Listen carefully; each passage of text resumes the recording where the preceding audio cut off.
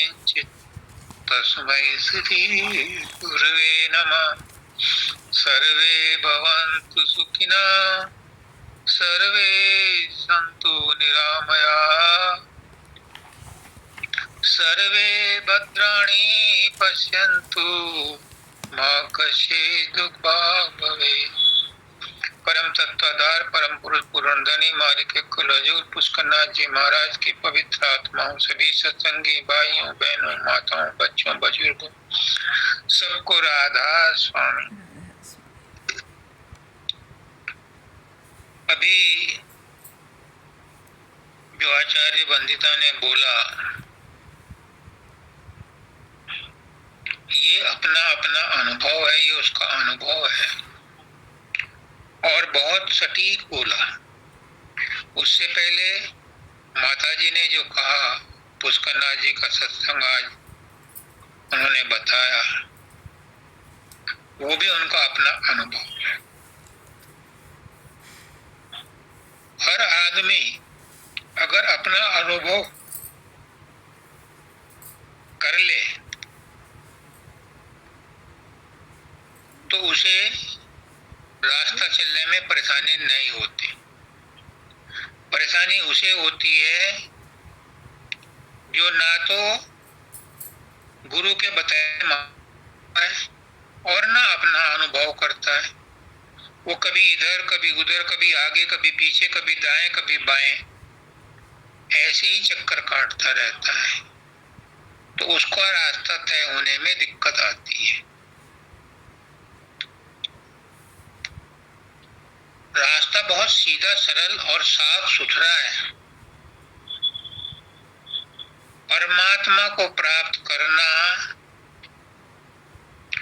सबसे सरल कार्य है। रोटी खाने में भी मेहनत करनी पड़ती है, पानी पीने में भी मेहनत करनी पड़ती है, लेकिन परमात्मा को प्राप्त करने में कतई परेशानी नहीं है। क्यों? क्योंकि परमात्मा तो तुम खुद हो। तो खुद को ढूंढने में, खुद को पहचानने में क्या दिक्कत है? दिक्कत ये मन का जो पर्दा है, अनानियत का पर्दा है, यही हमें हमसे नहीं मिलने देता। हमारे जो सामने दर्पण है उस पर धूल मिट्टी लगी है, हमें अपना चेहरा दिखाई नहीं देता, पता ही नहीं चलता कि मैं कौन हूँ। उस दर्पण को साफ करने के लिए, उसकी धूल मिट्टी हटाने के लिए ही गुरु साधन अभ्यास बताता है। गुरु सुमरन ध्यान बताता है, उसी धूल मिट्टी को हटाने के लिए, जो माता जी ने भी कहा और आचार्य वंदिता ने भी। क्योंकि हर एक का लक्ष्य है अपनी मंजिल को पाना, और वो मंजिल तुम्हारे अंदर ही है, तुम स्वयं हो। बस सिर्फ और सिर्फ जो तुम नहीं हो उसे भूलना है। जो तुम नहीं हो उसे भूलना है, जो तुम हो वो शेष रह जाएगा। या तो अपने आप को पहचान लो कि तुम कौन हो, या ये तय कर लो कि मैं क्या नहीं हूं। Choice is yours, result is one.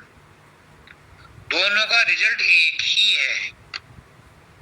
या तो आप ये मान लो कि मैं सतपुरुष की अंशी, सतपुरुष का अंश, परमात्मा का बेटा परमात्मा ही हूं। या ये मान लो कि मैं संसार नहीं हूं, मैं शरीर नहीं हूं, मैं मन नहीं हूं, मैं प्रकृति नहीं हूं। अब इन दोनों में एक को मानना, एक को जानना, डिफरेंस हो गया। और डिफरेंस भी कुछ नहीं है, सिर्फ समझाने के लिए बता रहा हूं। या तो ये मान लो कि मैं परमात्मा की अंश हूं, मैं आत्मा हूं जो परमात्मा की अंश है। अपने आप को जान लो, पहले मान लो फिर जान लो।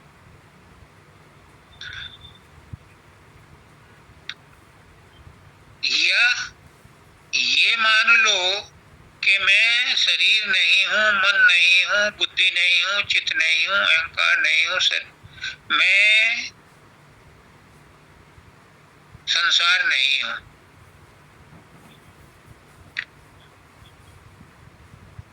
तो आप अपने आप को पहचान जाओगे, और जो अपने आप को पहचान जाता है उसे फिर संसार की कोई भी चीज परेशान नहीं करती। वो संसार में रहता है, संसार के सारे काम करता है, लेकिन वो ऐसे रहता है जैसे कीचड़ में कमल रहता है।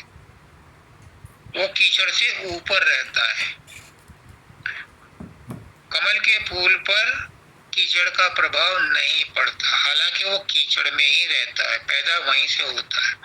ऐसे ही संसार में रहता हुआ वो आदमी जिसने अपने आप को जान लिया, अपने आप को ये मान लिया कि मैं शरीर नहीं हूं, मैं प्रकृति नहीं हूं, मैं मन नहीं हूं, मैं विशुद्ध आत्मा हूं, मैं परमात्मा का अंश हूं।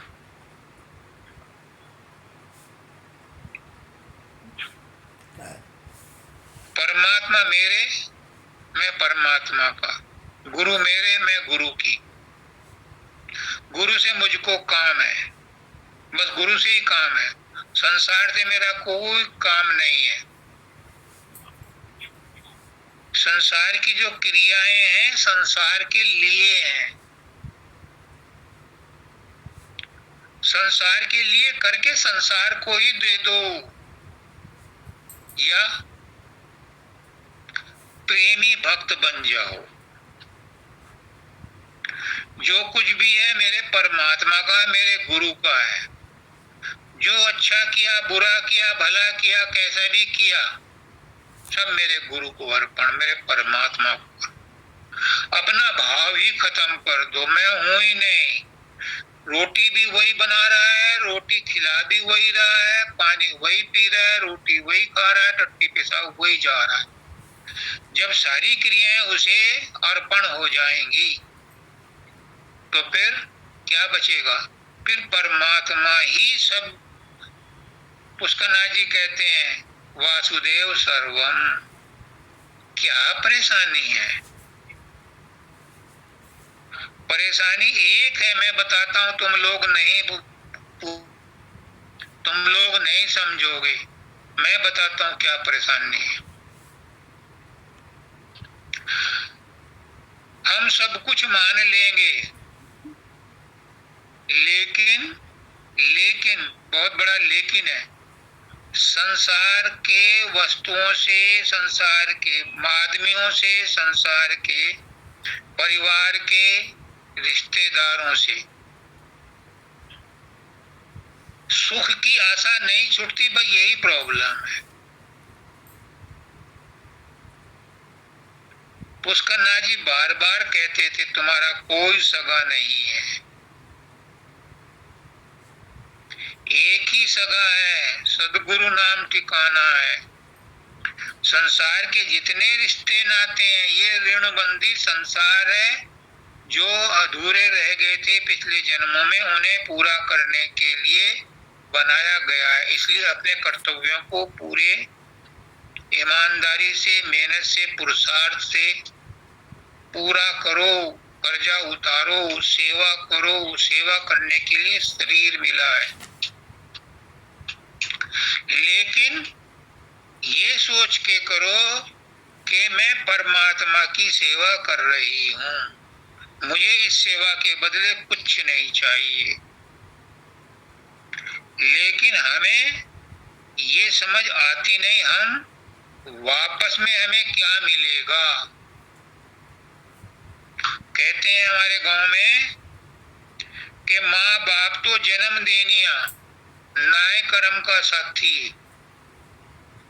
हम बच्चों को पैदा करते हैं, वो बच्चे किसके हैं, किसने दिए? वो परमात्मा के बच्चे हैं, परमात्मा का परिवार है, परमात्मा का संसार है, उनकी देखभाल खुद कर रहा है।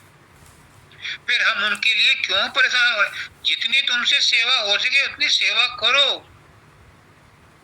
और संबंध आत्मा के साथ मत जोड़ो। शरीर तक संबंध ठीक है, चल जाएगा। मन से भी संबंध रखो, मन से भी उनको दुआएं दो। सर्वे भवन्तु सुखिना, सर्वे सन्तु निरामया, सबके लिए कल्याण के विचार रखो, लेकिन आत्मा के साथ उनको मत जोड़ो। तो तुम्हें इसी जन्म में मोक्ष मिलेगा, मुक्ति मिलेगी। ये मुश्किल काम नहीं, बहुत आसान काम है, बस एक बात को समझ लेना है। हमें गुरु जब नामदान देता है, अब मैं राजा के शब्द पे आता हूं,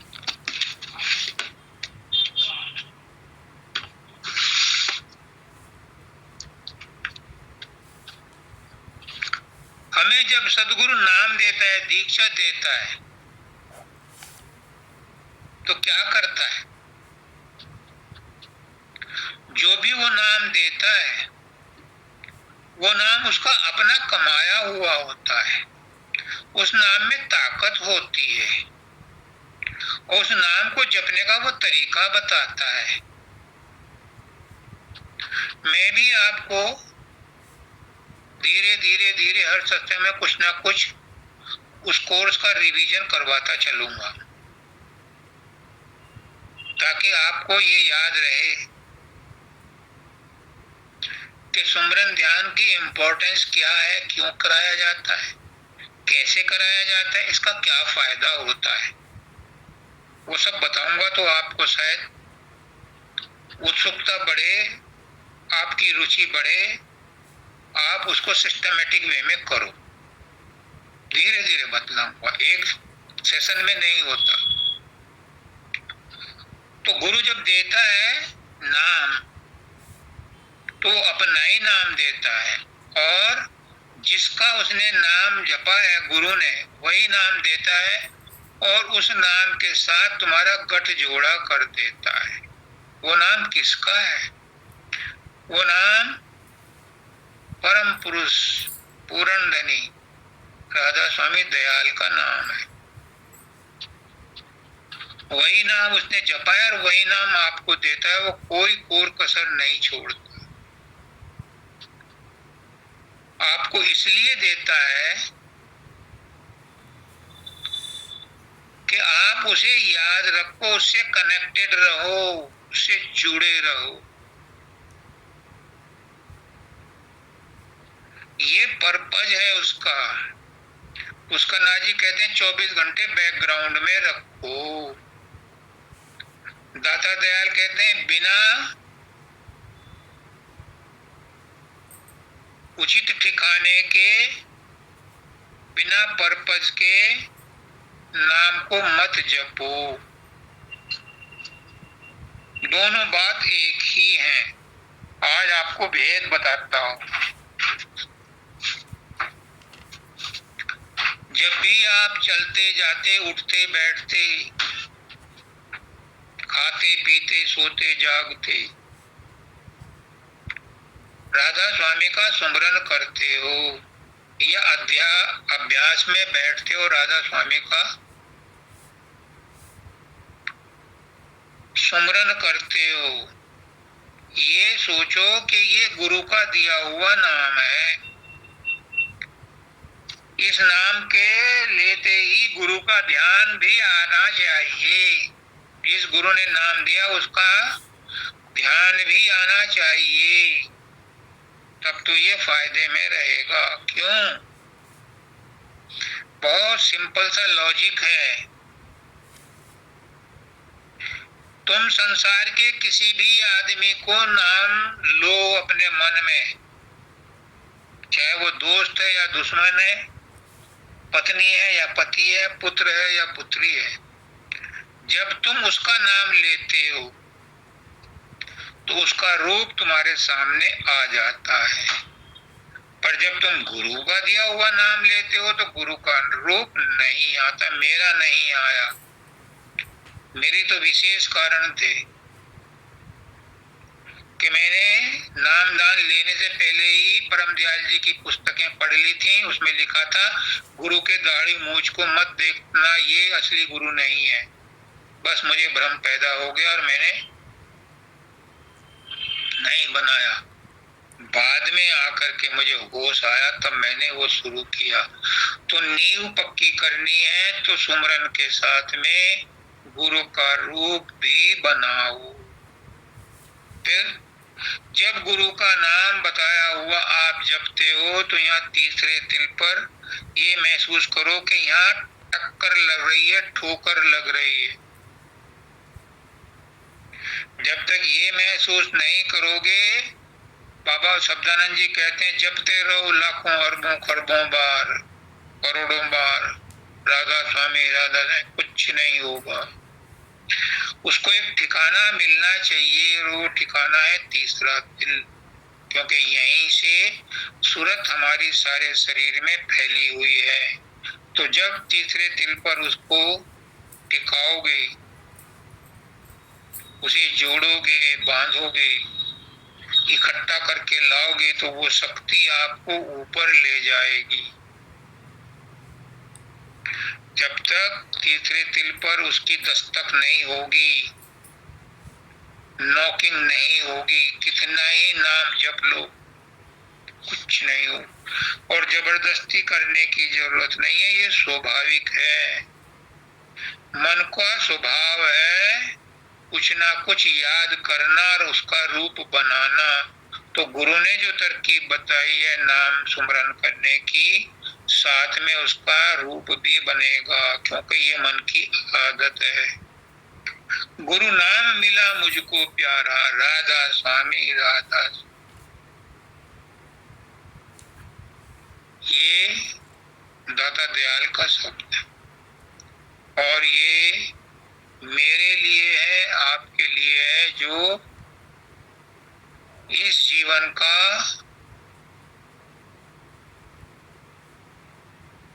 दिए लक्ष्य इसी जीवन में प्राप्त करना चाहते हैं।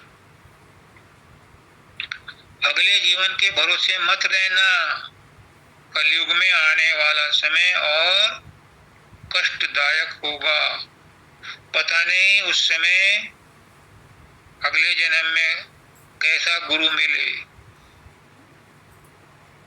पहली बात तो यही तय नहीं है, पुष्पनाथ जी कहते हैं कि अगला जन्म मनुष्य का ही मिले, जरूरी नहीं है। जो कर्म किए उसके अनुसार किसी भी योनि में भेजा जा सकता। और अगर मनुष्य जन्म मिला तो पता नहीं गुरु कैसा मिले, कब मिले, कहाँ मिले, कैसे ढूंढोगे। फिर अगले जन्म में क्या भरोसा कि सत्संग सुनने को मिलेगा भी या नहीं मिलेगा। तो ये जीवन कहते हैं कि 1 is better than 9 in the bush। एक हाथ, अपने हाथ में जो एक कबूतर है वो 9 कबूतर से अच्छा है जो झाड़ी में है। एक को छोड़ करके उनको पकड़ोगे तो कोई भी हाथ नहीं आएगा। तो जो हाथ में है, जो अवसर मिला हुआ है, इसी का फायदा उठाओ। ये बहुत अच्छा अवसर है। बड़े भाग मानुष तन सुर दुर्लभ सब संतन गाओ। ये बहुत अच्छा समय मिला है, ये समय मिला है। बेकार न समय व्यतीत करो, नहीं समय मिला है गंवाने को। तुम आए हो इस जग में अपना और औरों का काम बनाने। मैं दर्दे दिल से कह रहा हूँ, मैं सारे संगत के लिए कह रहा हूँ। मेरे मन में सबके प्रति बहुत प्रेम और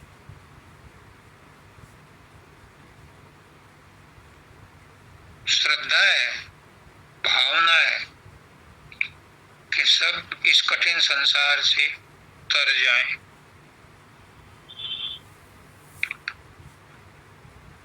आगे उन्होंने रास्ता बताया है कि ये सब नामों से न्यारा है, क्योंकि मेरे गुरु ने दिया है। और कबीरदास कहते हैं, कबीर धारा अगम की सदगुरु दई बहाय, और ताई उलट सुमरन करो स्वामी संग मिलाए। ये राधा स्वामी वही नाम है। स्वामी जी महाराज कहते हैं, राधा आदि सूरत का नाम, स्वामी आदि शब्द पहचान। तो राधा स्वामी नाम मुझे प्यारा मिला, बहुत प्यारा मिला, सब नामों से न्यारा है ये। गुरु बताता है, आज मैं सिर्फ सहजदल कमल और त्रिकुटी की बात करूंगा, तीसरे तिल की बात करूंगा, आगे के मंडल आज नहीं बयान करूं, क्योंकि उसके लिए आपकी पात्रता भी होनी चाहिए, और पात्र बनाना भी गुरु का ही काम है। गुरु की दया मेहर से पात्र बनते हैं।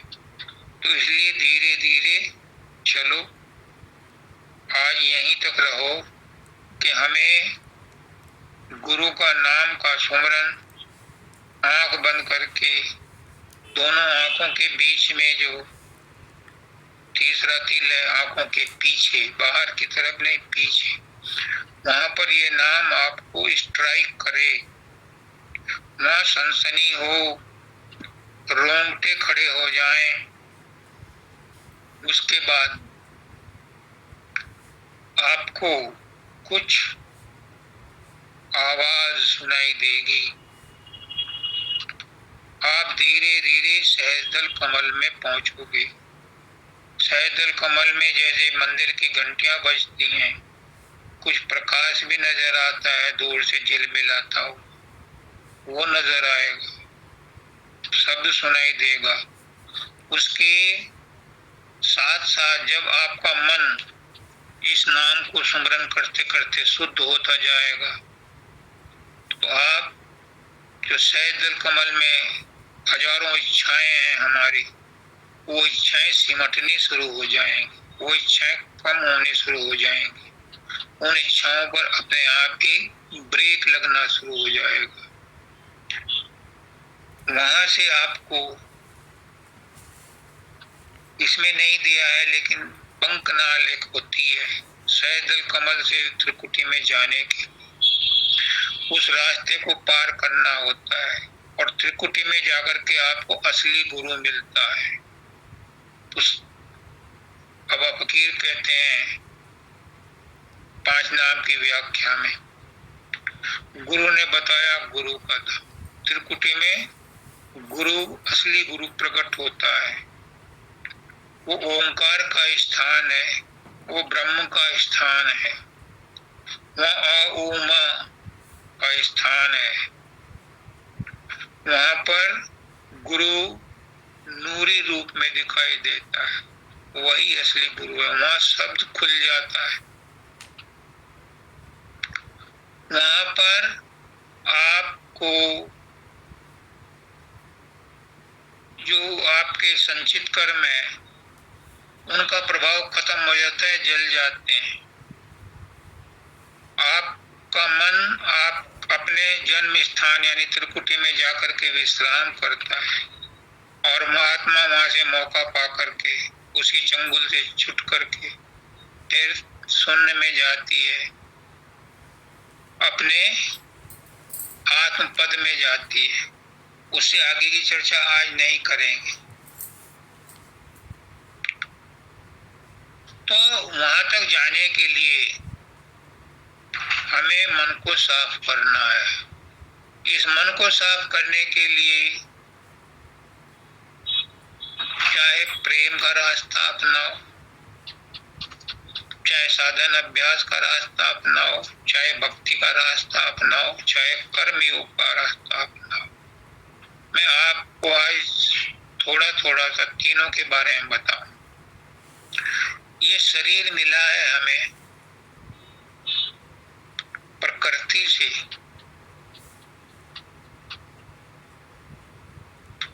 अभी आचार्य वंदिता ने बताया कि जब आत्मा, विशुद्ध आत्मा ऊपर से आई थी और ब्रह्मांड में आई, तो वहां पर इसे 5 तत्व और 3 गुण मिलकर के शरीर में प्रवेश किया। शरीर में प्रवेश करते ही आत्मा जीवात्मा बन गई, और जीवात्मा बनते ही इसके ऊपर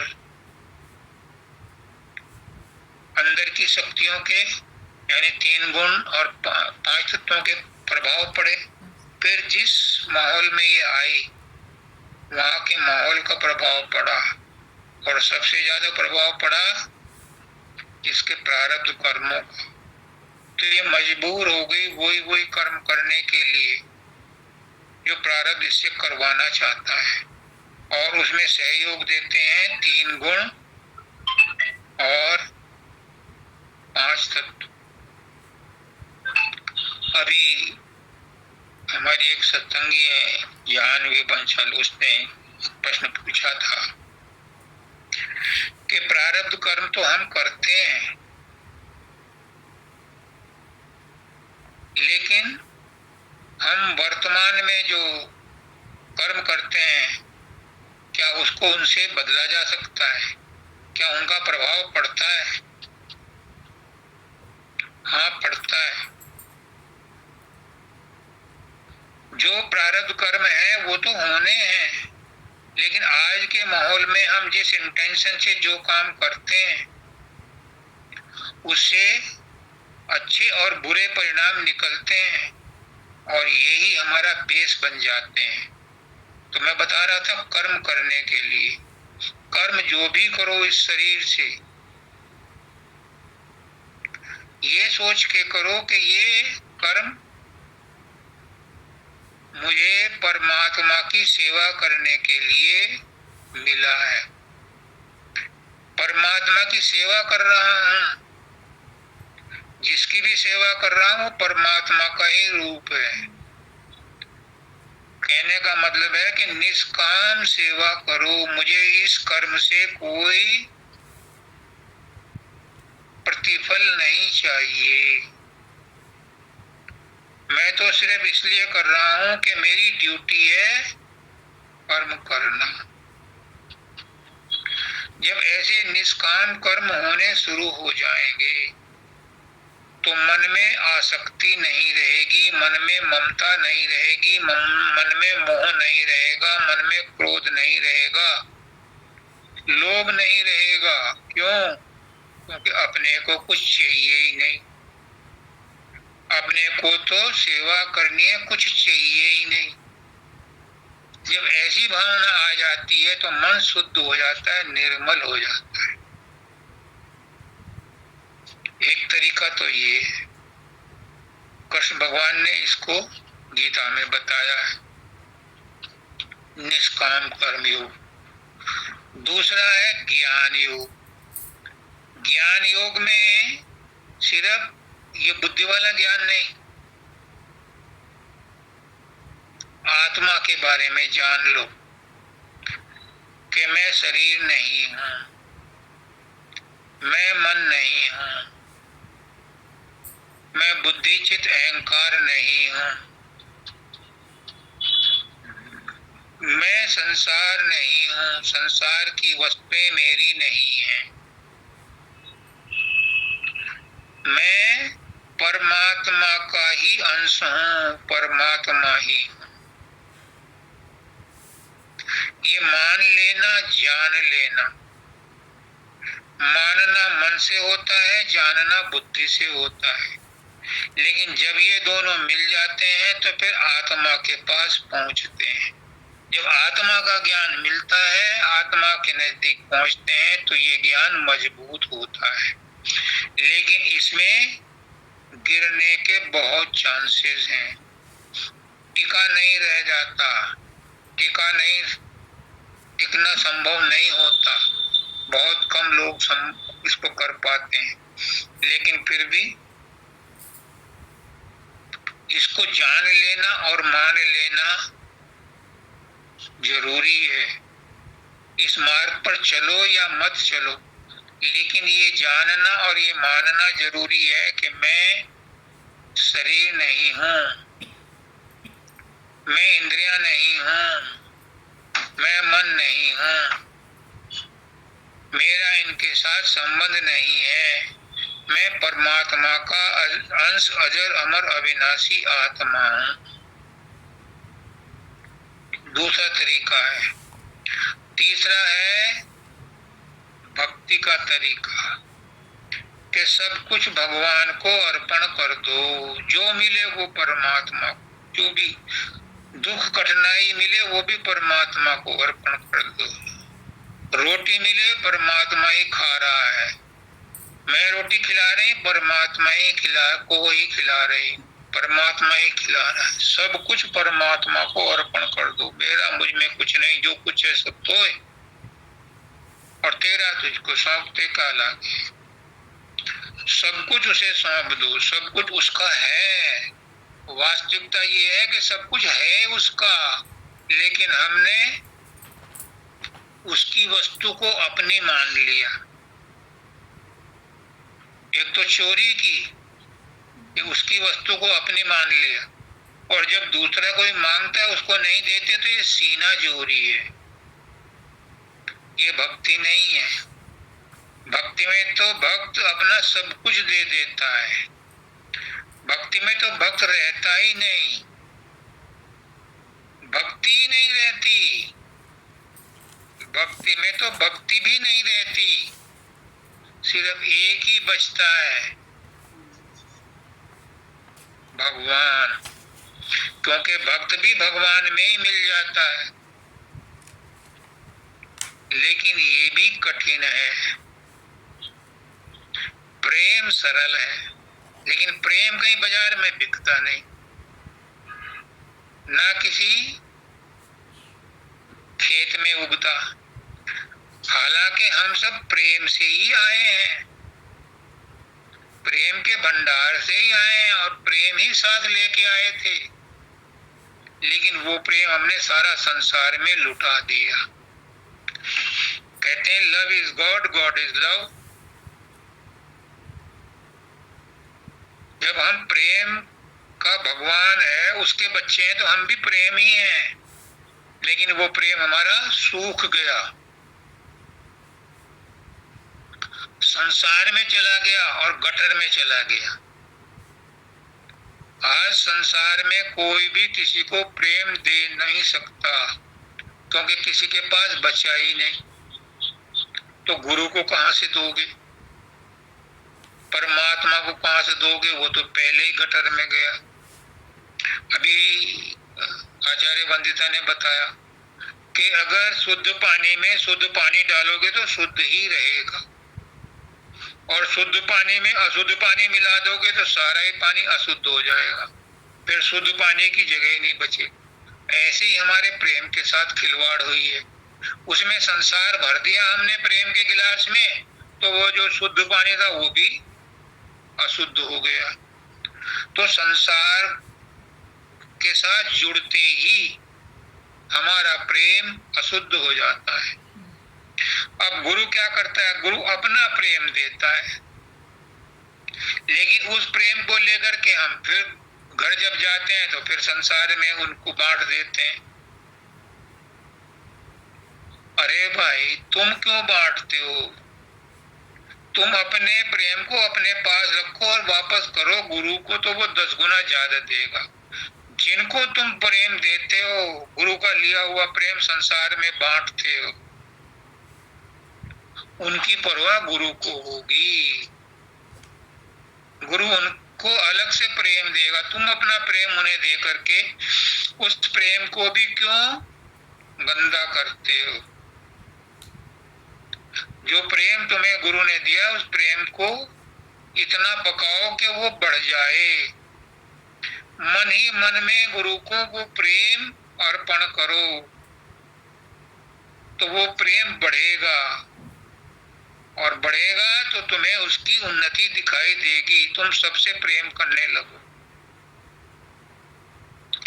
लेकिन हम उस गुरु के दिए हुए गिफ्ट को मोह में, ममता में,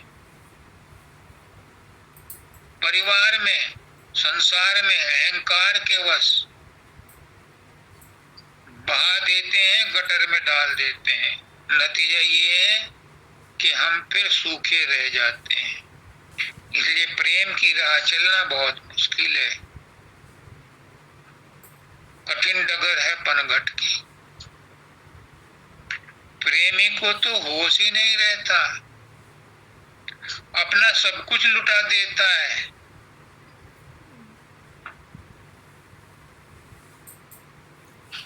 प्रेम प्रेम सब कोई कहे, प्रेम न चीने कोई। आठ पैर भी ना रहे, प्रेम कहाँ वे सोए।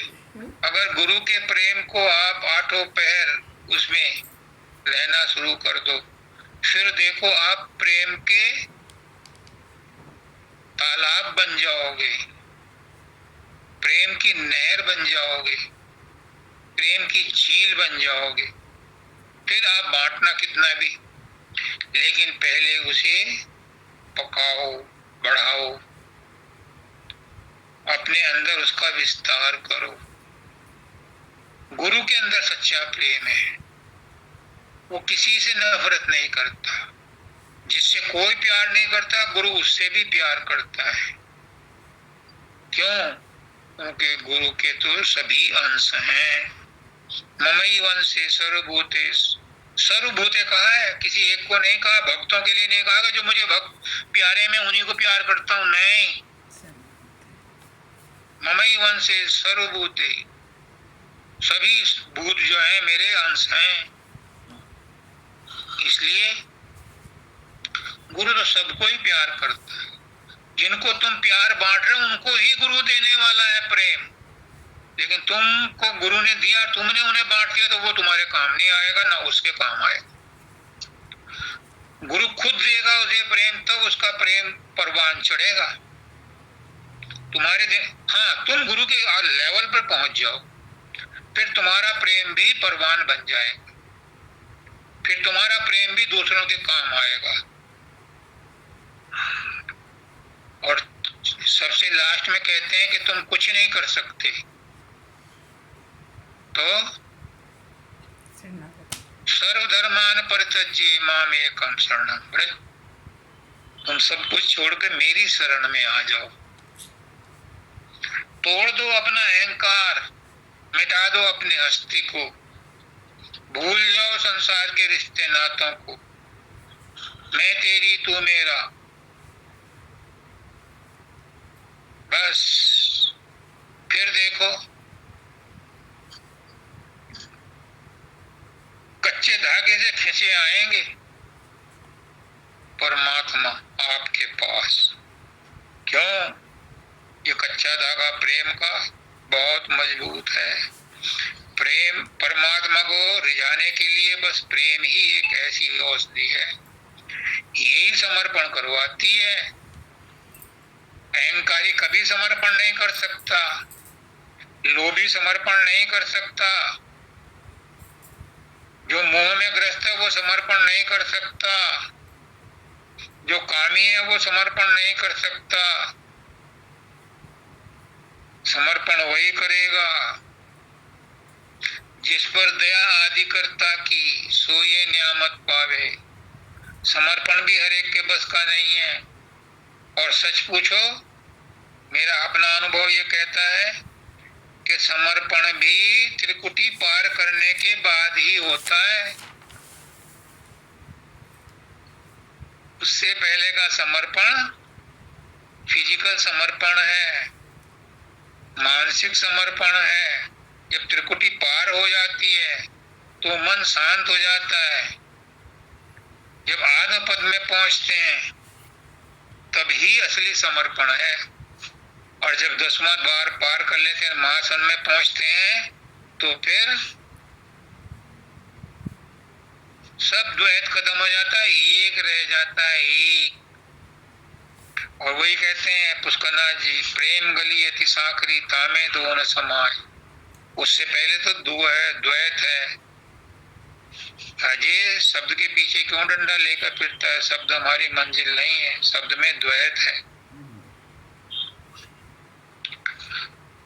तो प्रकाश में भी द्वैत है,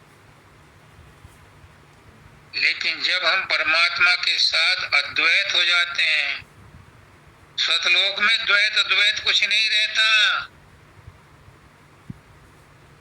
ये सब नीचे के ढकोसले हैं। परमात्मा निर्गुण सगुण सब नीचे के ढकोसले हैं।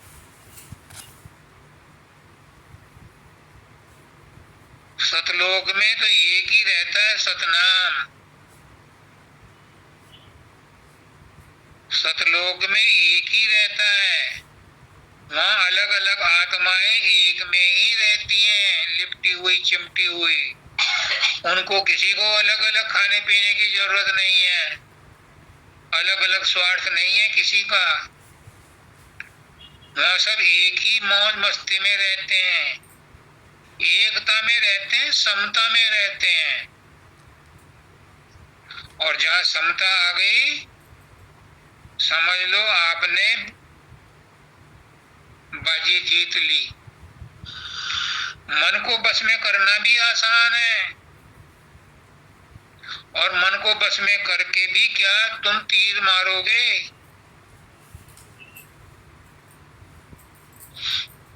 मन को बस में करके आप मैक्सिमम त्रिकुटी तक जाओगे, और त्रिकुटी मंजिल नहीं है। समता में आ जाओ। समता मन को वश में करने से भी बड़ा साधन है। समता में आते ही भेदभाव मिट जाते हैं। समता में आते ही सब एक हो जाते हैं। समता में आते ही सतलोक के दर्शन होते हैं। समता बहुत बड़ी चीज है, और समता प्राप्त करना मुश्किल नहीं है, बहुत इजी है। मोक्ष प्राप्त करना बहुत इजी है, सतलोक पहुंचना बहुत इजी है। बस संसार से संबंध विच्छेद कर लो। पर संसार से संबंध विच्छेद करना भी आसान नहीं है। क्यों संसार से संबंध विच्छेद करते हो? इसमें क्यों मेहनत करते हो? मानव दयाल जी का कहना मान लो।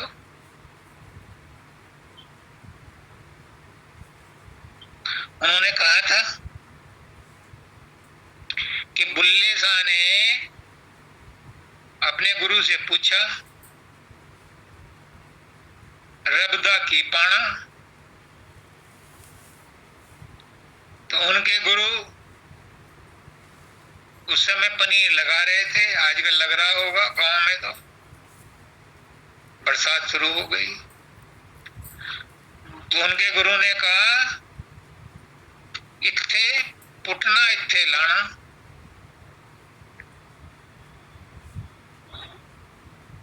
तो मानव दयाल जी ने कहा कि उन्होंने बात तो सही कही,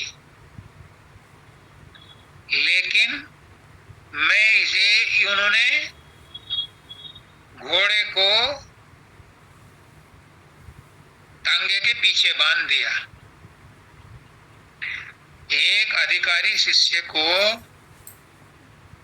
मानव दयाल जी ने कहा कि तुम परमात्मा से जुड़ जाओ,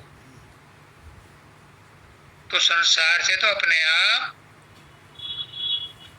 उखाड़ लिए जाओगे, उधर से तो आपका विच्छेद अपने आप हो जाएगा। तुम पनीर को उखाड़ने में क्यों दिक्कत लगाते हो? तुम वहां लगा लो जहां वो चाहिए, तो वहां से तो अपने आप उखड़ जाएगा। तुम परमात्मा से जुड़ जाओ, संसार से तो अपने आप तुम्हारा संबंध विच्छेद हो जाएगा।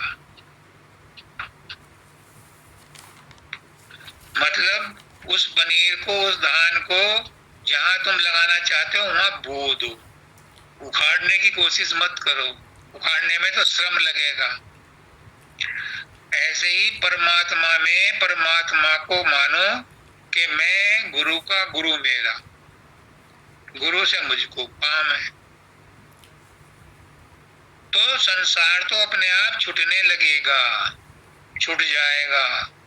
जो भी चीज आई मन में, अगर संसार आता है, वासनाएं आती हैं, क्रोध आता है, लोभ आता है, मोह आता है, कोई ऐसा विचार आया मुझे पड़ी हुई चीज मिल जाए, तो कहो अपने आप से कि संसार की सब चीजें मिट्टी के समान हैं, अगर मिल भी गई तो क्या करूंगा? परमात्मा के सामने सब कुछ क्षणभंगुर है, मुझे तो परमात्मा मिल जाए, मुझे संसार की कोई चीज नहीं चाहिए। संसार का कोई संबंध मेरे साथ नहीं जाने वाला, संसार का कोई मान सम्मान पदवी मुझे शरीर छोड़ने के समय मदद करने नहीं आएगी। परमात्मा सदगुरु मेरा हर समय मेरी मदद करता है, वो मुझे मिल जाए तो मुझे लोक और परलोक दोनों संभल जाए, दोनों सुधर जाए। जब ये भावना पैदा हो जाती है तो संसार से संबंध विच्छेद तो ऑटोमेटिक होना शुरू हो जाता है, समता आनी शुरू हो जाती है। फिर कठोर समाधि ध्यान लगाने की भी जरूरत नहीं है। समाधि ध्यान उन्हीं से लगवाया जाता है जिनके मोटे कर्म कटवाने होते हैं, जिनके जीने कर्म कटवाने होते हैं, उन्हें मानसिक जाप बताया जाता है। और जिनको इन दोनों से हटा दिया जाता है उनको फिर कारण रूप में बताया जाता है। पहले स्थूल रूप में सुमरन से तुम्हारे स्थूल रूप और सूक्ष्म रूप, सूक्ष्म शरीर की सफाई होती है। जो शब्द सुनते हो उससे तुम्हारी कारण शरीर की सफाई होती है।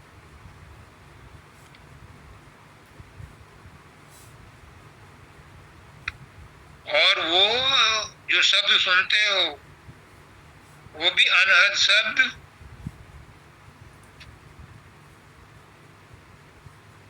त्रिकुटी तक रहता है।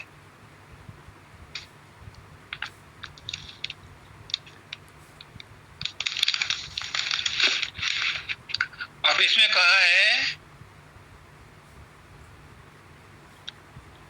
सतगुरु दया साध की संगत। देखो कितना आसान तरीका बताया है। अब तक जितने भी तरीके बताए ये स्वामी जी महाराज कह रहे हैं कुछ मत करो, सदगुरु दया और साध की संगत। सदगुरु की दया प्राप्त कर लो। और सदगुरु की दया कब प्राप्त होगी?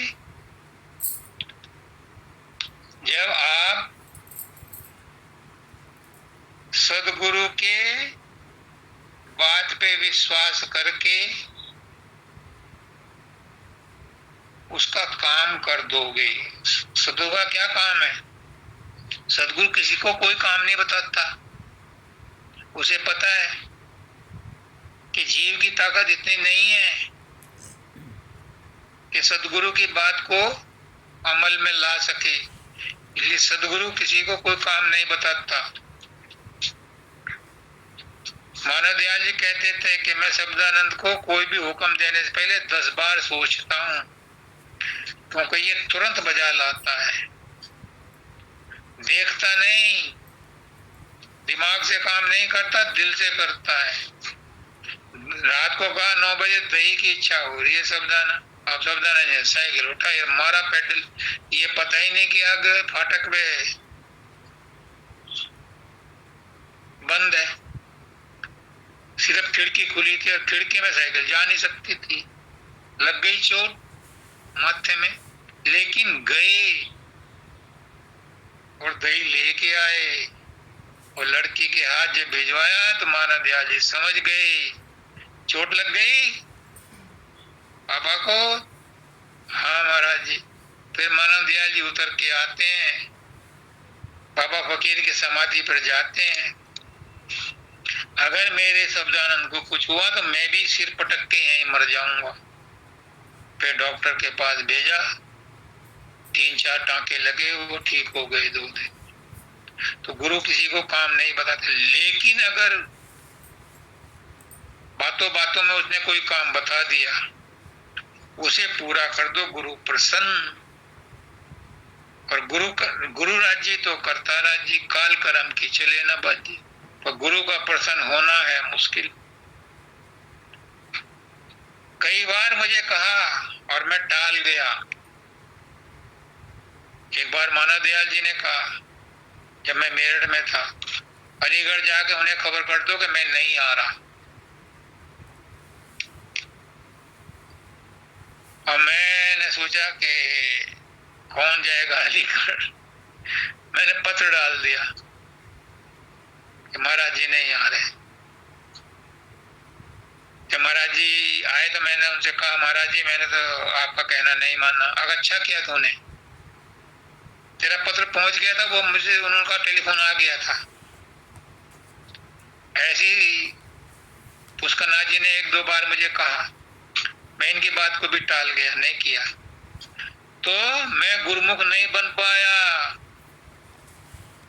जो गुरु की बात पर अड़ जाता है जान दे देता है। शब्दानंद हर एक नहीं हो सकता,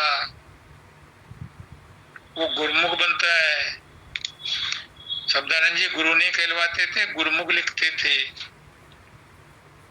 तो सदगुरु की दया मिल जाए या साध की संगत मिल जाए। स्वामी जी महाराज बार बार कहते हैं, अगर सतगुरु की संगत नहीं मिली, साध की संगत कर लो। साध भी तारते हैं। साध उनको कहते हैं जो त्रिकुटी तक पहुंच गए, त्रिकुटी से परे चले गए, वो साध हैं। उनकी संगत कर लो, उनसे भी उद्धार हो जाएगा, क्योंकि वो भी आपको सही रास्ता बताएंगे। फिर उलट चलो घर जाई, फिर तुम उलट करके अपने घर जा सकते हो। ये तो मार्ग है उल्टा, उल्टा संत का पंथ।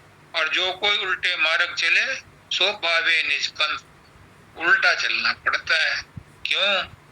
क्योंकि सूरत ऊपर से नीचे आई थी, तो नीचे से ऊपर को ही रास्ता है जाने का। लेकिन आई थी सूरत के साथ और जाएगी शब्द के साथ।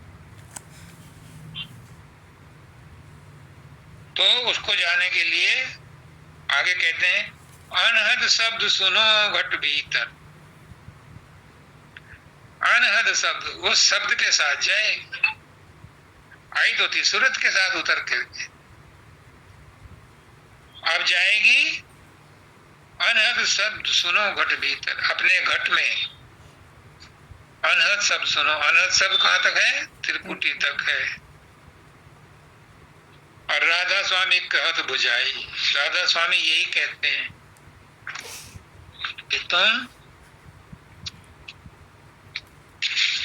शब्द सुनते सुनते सब धुन को पकड़ करके ऊपर तक चढ़ो। अब इसमें शब्द में है, राधा वाले में, चौथे पद नाम की धुन पाई। एक धुन वो थी जिसने त्रिकुटी तक पहुंचाया, वो अनहद धुन थी।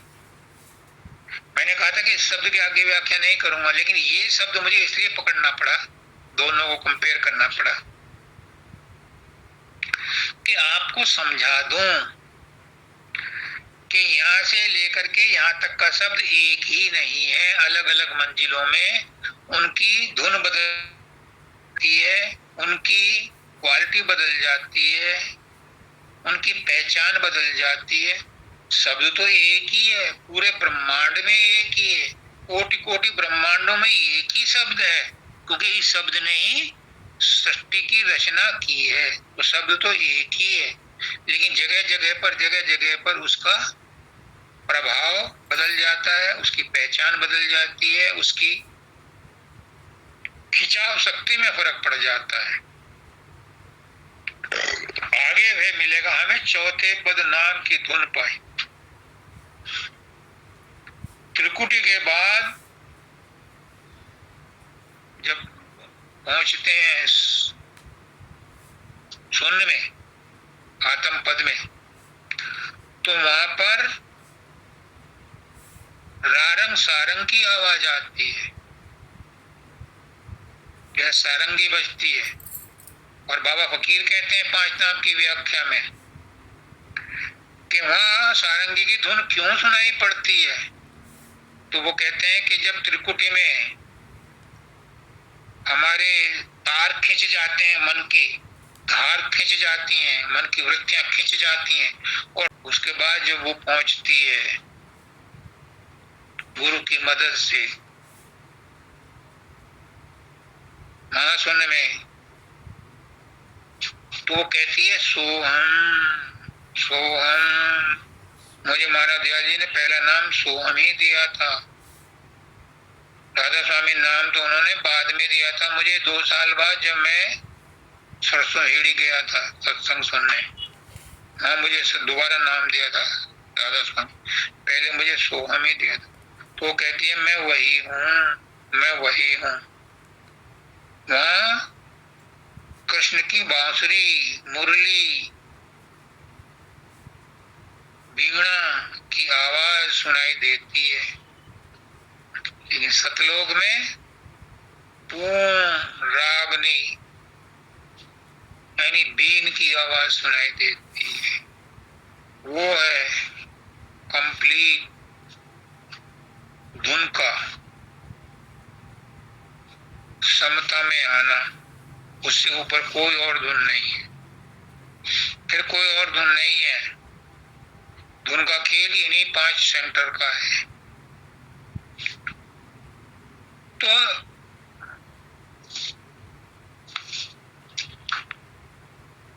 समय भी हो गया और शब्द का काम भी हो गया। अब मेरा एक ही निवेदन है कि जैसे भी हो कोशिश करके इसी जन्म में जो भी आपको साध मिल जाए, जो भी आपको गुरु मिल जाए, उससे युक्ति पूछो, ये 1 to 1 पूछो, तो फिर आपका काम इसी जन्म में हो जाएगा। मैं भी अब कोशिश यही कर रहा हूं कि एक एक दो दो करके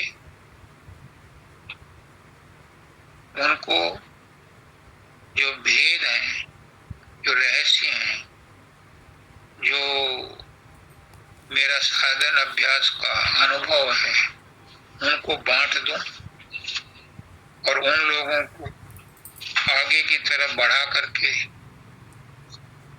उनकी मंजिल तक पहुंचाऊं।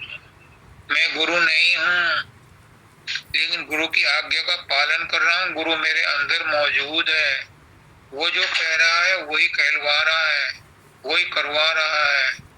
वो कुछ करवाना चाहता है, कुछ देना चाहता है, उसकी चीज है। वो आप लोगों के लिए मेरे अंदर छोड़ दिया, वो आपको बांटने के लिए आदेश दिया कि आपको दे दूं।